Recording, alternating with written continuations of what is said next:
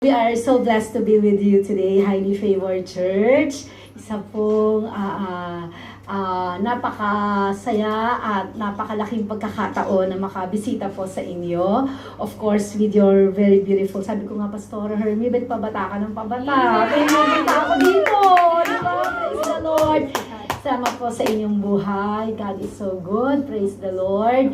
And of course, ang ating pong tagapagsalita ngayon ay si Bishop Anthony. But before I go down to my seat and listen as well to the powerful word of God for us today, gusto ko lang pong mag-declare sa inyo. Alam po natin the power of declaration. Amen? Amen. Sabi po ng salita ng Diyos, whatever you bind on earth will be bound in heaven. Whatever you lose on earth will be loosened in heaven. Amen?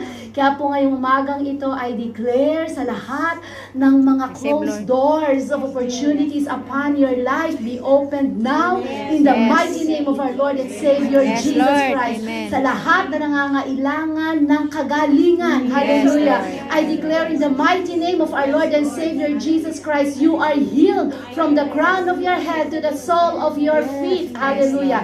Sa lahat na nangangailangan ng riches of earth. Hallelujah.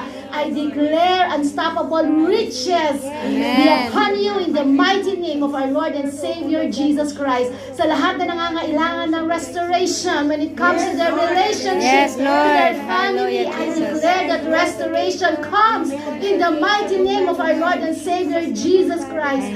And to all those who are captives by the enemy, I declare deliverance, genuine deliverance be upon you all in the mighty name of our Lord and Savior Jesus Christ. Amen. And of course, we thank God. Thank you, Sovereign Holy Spirit, for this time. We believe that the very best is yet to come. Amen. Highly favored. Amen.